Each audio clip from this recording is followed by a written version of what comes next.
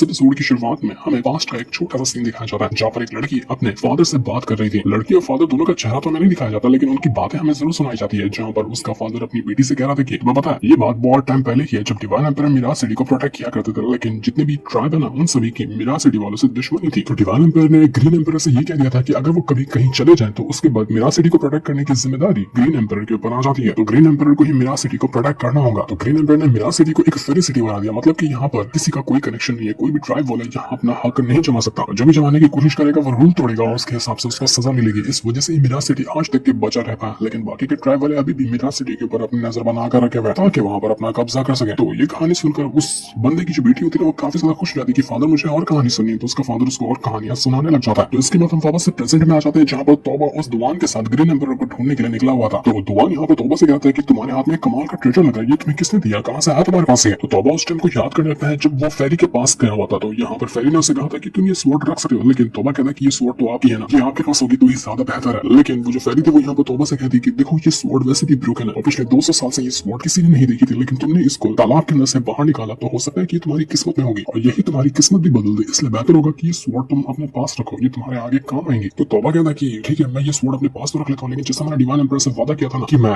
इस स्वॉर्ड को दूसरी वाली फेरी को दूंगा जिसे वो पसंद करते थे, तो मैं उनको ही ये स्वॉर्ड देने वाला हूं। मैं किसी भी तरह से उनको ढूंढूंगा और उनको ये स्वॉर्ड दूंगा। तो ये सुनने के बाद वो फेरी कहना चाहती कि तुम मेरी आंट की बात कर रहे हो ना, ठीक है अगर तुम्हें मेरी आंटी को ढूंढना है तो तुम जाओ तांग वैली के अंदर, कभी भी अगर तुम्हें मौका मिला तो तुम जाना तांग वैली के अंदर, तुम्हें वहीं पर मेरी वो आंटी मिलेंगी और जाकर उनको ये स्वॉर्ड डिलीवर कर देना और उनसे जो डिवाइन एम्पायर ने तुम्हें आखिरी में कहा है ना उनकी सारी बात उन्हें बता देना। उनको सुनकर ये अच्छा लगेगा और तुम्हारी वो स्वॉर्ड देखकर भी वो काफी ज्यादा खुश रहेंगे। मैं तुम्हें यहाँ पर थैंक यू कहना चाहती हूँ इतना सब कुछ करने के लिए, वो भी एक अनजान इंसान होने के बावजूद भी तुमने अपनी जान खतरे में डाली हमारे लिए, लेकिन अब तुम्हें और ज्यादा खतरे मोल लेने की जरूरत नहीं है, तुम्हें अपने आप को भी बचाना चाहिए क्योंकि ये मार्शल वर्ल्ड है, यहाँ पर हर कदम पे इतना खतरा हो सकता है ना जिसके बारे में तुम सोच भी नहीं सकते, इसलिए अपना भी ख्याल रखा करो। तो अब यहाँ पर तौबा के बाद जब वो डिवाइन एम्पायर का खून से लिखा हुआ लेटर देखता है वो दुआन, तो दुआन समझ जाता है कि ये तो डिवाइन एम्पायर का साथी है। तो सीधा वो यहाँ पर तौबा को रिस्पेक्ट पेश करते हुए कहता है कि मुझे माफ कर देना मैंने आपको पहचाना नहीं, लेकिन जब आप डिवाइन एम्पायर के साथी है ना तो मेरे लिए आपके लिए रिस्पेक्ट बहुत ज्यादा बढ़ चुकी है। हम पूरे मिराज सिटी वाले आपके आभारी है कि आप हमें प्रोटेक्ट करने के लिए आए हैं। तो तौबा कहते हैं नहीं मुझे इतनी ज्यादा रिस्पेक्ट मत दो, मैं तो एक नॉर्मल इंसान हूँ। वैसे भी हमने अभी तक यहाँ पर ग्रीन एम्पायर को तो ढूंढा ही नहीं, लेकिन उनके बावजूद भी ये जो खून से लिखा हुआ डिवाइन एम्पायर का लेटर है वो और उनका जो वुड टोकन है वो के दोनों काम आ सकता है। तो दुआन कहता है कि हाँ क्यों नहीं, ये बिल्कुल काम आएगा। इसके मदद से ऐसा लग रहा है कि डिवाइन एम्पायर ने खुद यहाँ पर ऑर्डर दिया है कि उस वाटर ट्राइब वालों को झुकना पड़ेगा। वाटर ट्राइब का ध्यान वो अब यहाँ पर कुछ नहीं कर पाएगा, उसको रिट्रीट करना ही पड़ेगा। जो उसने मिराज सिटी के ऊपर कब्जा करने का सपना देखा है उसका सपना टूटने का टाइम आ चुका है। तो तौबा ये सुनकर काफी ज्यादा खुशी हो जाता है कि चलो वैसे भी अगर मेरी मदद से कुछ यहाँ पर मिराज सिटी की हेल्प हो जाती है और इनके ऊपर आने वाला खतरा खत्म हो जाता है तो ये तो कितनी अच्छी बात होगी, मुझे ये करके फिर काफी ज्यादा सुकून मिलेगा। दुआन तौबा से कहता है कि ये टोकन है ना ये बहुत ज्यादा इंपॉर्टेंट है, तो तुम इसको अपने पास रखो और क्यों ना तुम मेरे साथ मिराज सिटी के अंदर चलो, हम वहाँ पर तुम्हारा अच्छे से ख्याल रखेंगे और तुम्हें वहाँ पर किसी भी चीज की कमी होने नहीं देंगे, तो तुम्हें हमारे साथ चलना चाहिए। तो तौबा भी कहता है कि हाँ मैं खुद यहाँ पे मिराज सिटी को देखना चाहता हूँ, तो चलो जल्दी चलते हैं मिराज सिटी में। तो ये दोनों अब यहाँ से मिराज सिटी की तरफ बढ़ना शुरू कर चुके थे और तब हम वहाँ पर उसी लड़की को देख पाते हैं। ये वही लड़की होती है जिसको वो तियान जो कि वोटर ट्राइब का लीडर है ना उसने भेजा था तौबा को मारने के लिए। तो ये लड़की यहाँ पर आकर पहुंच चुकी थी और जैसे वो एक धूम बजाती है ना पूरे के पूरे इलाके के जितने भी बीस थे वो सब एक साथ तौबा और दुआन की तरफ बढ़ना शुरू कर चुके थे ताकि वो उनको खा सके।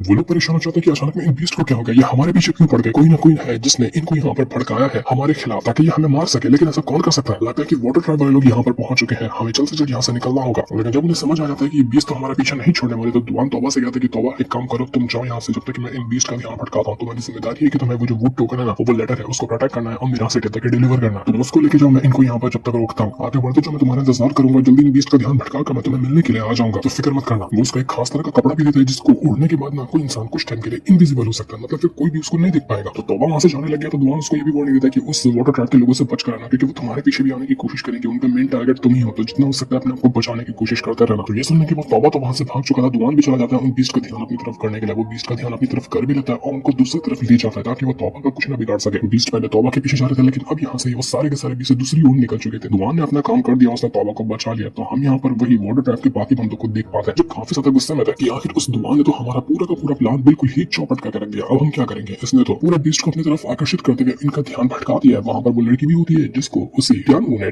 काम दिया था तौबा को मारने का। ये एक सेंट होती है, तो सारे के सारे लोग उसको रिस्पेक्ट पेश कर रहे थे जो कि काफी हाई पोजीशन की लग रही थी और काफी डेंजर लग रही थी। वो जिस बीस्ट पे खड़ी हुई थी वो भी एकदम अलग ही लग रहा था, जैसा लगा था कि कोई पाइथन है या फिर कोई ड्रैगन है। तो वही लड़की यहाँ पर होती है और उसने अभी तक कुछ भी नहीं कहा था, लेकिन फिर भी सारे के सारे लोग थोड़े से डरे हुए होते हैं कि हम यहाँ पर तौबा को मार नहीं पाए तो ये सेंट हमें काफी ज्यादा चिल्लाने वाली है। एक अजीब सा वर्ड होता है वहाँ पर जो कि बड़ा ही अजीब शेखा था, इसको देखकर मुझे कुछ और ही याद आ रहा है। तो वो बॉडी यहाँ पर उसी सेंट से कहने लग जाता है कि उस दुआ ने तो हमारा पूरा प्लान चौपट कर दिया। तौबा कहाँ जाकर निकल चुका है वो तो हमें नहीं पता, लेकिन हम यहाँ पर तौबा को ढूंढने की कोशिश करेंगे, आपको फिक्र करने की जरूरत नहीं है। तो ये सुनने के बाद वो जो सेंट थी जिसका नाम असल में यूशी होता है, वो कहने लग जाती है कि मुझे नहीं लगता कि उस तौबा को मारना ना तुम सबके बस की बात है, इसलिए मेरे ख्याल में ये काम तुमको मुझ पर छोड़ देना चाहिए। हम लगता है कि मुझे ही मैदान में उतरना पड़ेगा उस तौबा की शान लेने के लिए। वो बहुत चालू है और बहुत ज्यादा शातिर है, लेकिन फिक्र करने की जरूरत नहीं है, मैं अपने जादू में उसको आराम से फंसा लूंगी। तो ये सुनने के बाद जो डिंची था वो तो काफी ज्यादा खुश हो गया था कि चलो हमारे ऊपर से जिम्मेदारी हटी। और वैसे भी अब यहाँ पर यूशी ने जब उस तौबा को अपना टारगेट बना लिया तो खत्म ही है यहाँ पर तौबा, उसके बचने के चांसेस अब बिल्कुल जीरो हो चुके हैं, क्योंकि यूशी के चुंगल से बच पाना किसी के लिए भी इम्पॉसिबल होता है और बचकाना तौबा को क्या ही उखाड़ लेगा, वो तो अब खत्म है। उधर दुआन को यहाँ पर सारे के सारे वाटर ट्रैप के जो बदमाश थे ना उन लोगों ने घेर लिया था, अब वो यहाँ पर उसको मारने की कोशिश कर रहे थे। दुआन अकेला यहाँ पर कई सारे बंदों के साथ मुकाबला कर रहा था, वो कहता कि मैं तो यहाँ पर नहीं रुकने वाला, मैं तुमको फाइट करने के लिए। तो वो यहाँ पर अकेले सभी की वाट लगाया जा रहा था, लेकिन वहाँ पर लोग बहुत ज्यादा थे और इतने सारे लोग अकेले मुकाबला करना उसके लिए थोड़ा सा मुश्किल हो रहा था, लेकिन फिर भी वो रुकने वाला नहीं था। वो बहुत अच्छे टक्कर देता सारे के सारे बदमाशों को, लेकिन फिर भी वो बदमाश बहुत ज्यादा थे। वो दुआन समझ चुका था कि शायद वो यहाँ पर नहीं बचने वाला, तो वो कहता कि मुझे उससे फर्क नहीं पड़ता कि मैं यहाँ पर मर जाऊँ, लेकिन फिर भी मैं बदमाशों को मारते हुए मरूंगा तो ये मेरे लिए एक गर्व की मौत होगी। और जैसे ऐसा कुछ होने वाला था कि इससे पहले वहाँ पर एक बंदा आता है जो काफी डेंजर लग रहा था, और वो आते साथ ही अपनी स्वॉर्ड को ऐसे चलाता है कि जितने भी बदमाश होते हैं ना लिटरली में उनके टुकड़े टुकड़े कर देता है। एक बार के अंदर उसने कई सारे लोगों को काट कर अलग कर दिया था। इस बंदे का नाम था हान हुआ, और यहाँ पर आने के बाद सभी बदमाशों की वाट लगाते हुए वो यहाँ दुआन से कहने लग जाता है कि क्या हुआ दुआन, ऐसे बचकानों के बीच फंस गए, तुम तो उनको हरा सकते थे ना, तो तुम्हें यहाँ पर हो क्या गया जो तुम इनके साथ फाइट ढंग से नहीं कर पा रहे थे। वो तो अच्छा सही टाइम पे मैंने आकर तुम्हें बचा लिया। इस बंदे को ना हम एक ऑफिसर की तरह समझ सकते हैं, जैसे पुलिस ऑफिसर होता है ना कि जहाँ पर कुछ भी गड़बड़ होती है तो वो उस जगह को ठीक करने के लिए जाता है, तो हम उसी तरह से इसको समझ सकते हैं। तो जब इसने यहाँ पर दुआन को मुसीबत में देखा तो वो उसको प्रोटेक्ट करने के लिए पहुंच गया। तो ये होने के बाद जो डिंजी था वो जाता है तियानवू के पास, और यहाँ पर आने के बाद उसको सारी बात बताने लग जाता है कि बाकी के जितने ट्राइब वाले हैं ना वो भी मेरा सिटी की तरफ ही बढ़ रहे और वो लोग कभी भी वहां पहुंचते होंगे। तो ये सुनकर तियानवू कहता है कि मुझे उससे फर्क नहीं पड़ता, क्योंकि हमारी बॉर्डर ट्राइब ने पहले ही मेरा सिटी के ऊपर काफी हद तक कब्जा बना ही लिया, तो हमें ये काम करने से कोई नहीं रोकाएगा। मेरा सिटी हमारी ही मुट्ठी में होगी और ये करने मैं अपने में पूरी जान लगा देने वाला हूँ। तो डिंजी यहाँ पर आगे बताता है कि हमने ना उस तौबा को और दुआन को दोनों को पकड़ लिया था, लेकिन उस दुआन ने तौबा को तो पहले भगा दिया और उसके बाद जब हम यहाँ पर दुआन को मारने वाले थे तो हान हुआ वहां पर पहुंच गया और उसने दुआन को बचा लिया, वो उसको वहां से ले जा चुका है, वरना अब तक हमारे हाथ दुआन लग गया होता। अगर वो हमारे हाथ लग जाता ना तो वो हमें तौबा की लोकेशन मारने पर तो बता ही देता। और अब यहाँ पर थोड़ी सी गड़बड़ हो चुकी है, लेकिन हम यहाँ पर पूरी कोशिश कर रहे हैं कि दुआन को पकड़ा जा सके और तौबा को भी पकड़ा जा सके, उसकी फिक्र आपको करने की जरूरत नहीं है, वो हमारे हाथ कुछ टाइम के अंदर लग जाएंगे।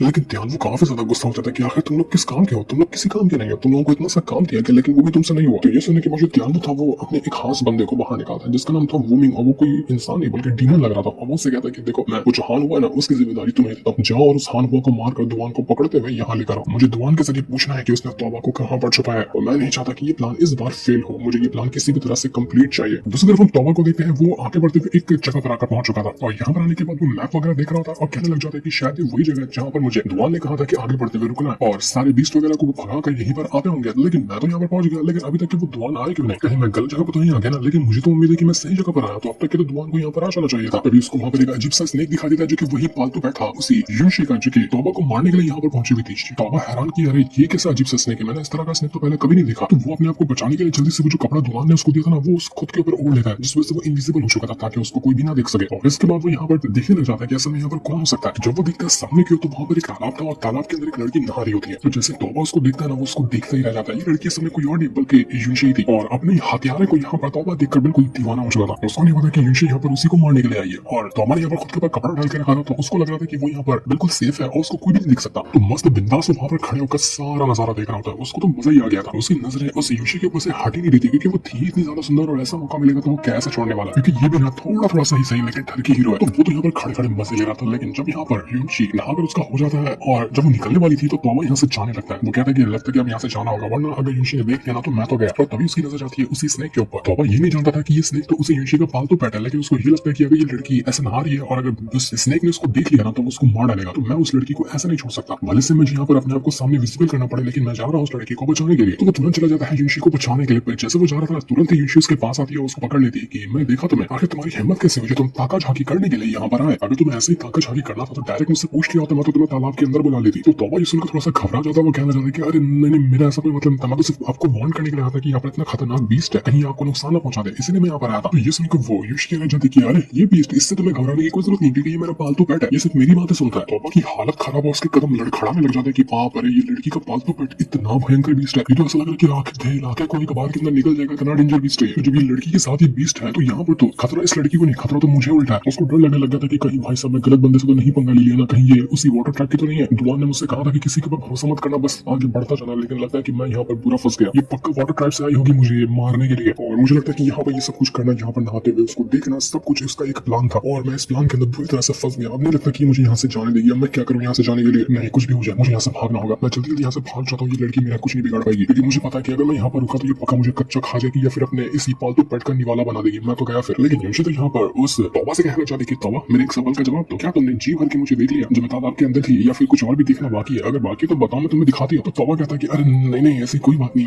मुझे जितना देखना था मैंने देख लिया। मेरा मतलब मैंने नहीं देखा, मुझसे गलती हो गई जो मैं यहाँ पर आया, इसलिए मुझे माफ कर दीजिए और मुझे अब चलना चाहिए यहाँ से। तो यूशी कहती कि तुमने मेरे शरीर के एक एक इंच को एकदम डिटेल में देखा, फुल 4K क्वालिटी में, और अब तुम यहाँ पर बिना कुछ करे जा रहे हो। ऐसे कैसे मैं तुम्हें जाने दूंगी? मैं तुम्हें जाने नहीं देने वाली। अब जिस तरह से तुमने मुझे एक एक इंच करके देखा ना, मैं भी तुम्हें एक एक इंच करके देखूंगी, तुम्हारे हर एक हिस्से को। अरे यार, यहाँ पे क्या हो रहा है? क्या करने वाली है दोनों यहाँ पे? यहाँ पर वो जो यूशी थी वो तौबा से कहना चाहती कि देखो, तुमने जिगरा दिखाया और मेरी जान बचाने के लिए तुम यहाँ पर आए। तुम भाग भी सकते थे लेकिन तुम भागे नहीं, इसलिए मुझे यहाँ पर तुम्हारे लिए कुछ तो करना पड़ेगा ना। आओ मेरे पास, मैं तुम्हें खुश करना चाहती हूँ, तुम्हें तुम्हारा गिफ्ट देना चाहती हूँ। जो तुमने अपनी बहादुरी दिखाई है उसका तो दूर ही खड़े, आओ मेरे करीब। तौबा मन में सोच रहा था कि मेरा मन तो कर रहा है जाने का, लेकिन अगर मुझे ये डर लग रहा है कि मैं यहाँ पर गया ना तो वो जो डिवाइन एम्पायर का लेटर है वो और वो टोकन दोनों के दोनों ये चुराना ले मुझसे। अगर चोरी हो गया तो मैं तो फिर गया समझो।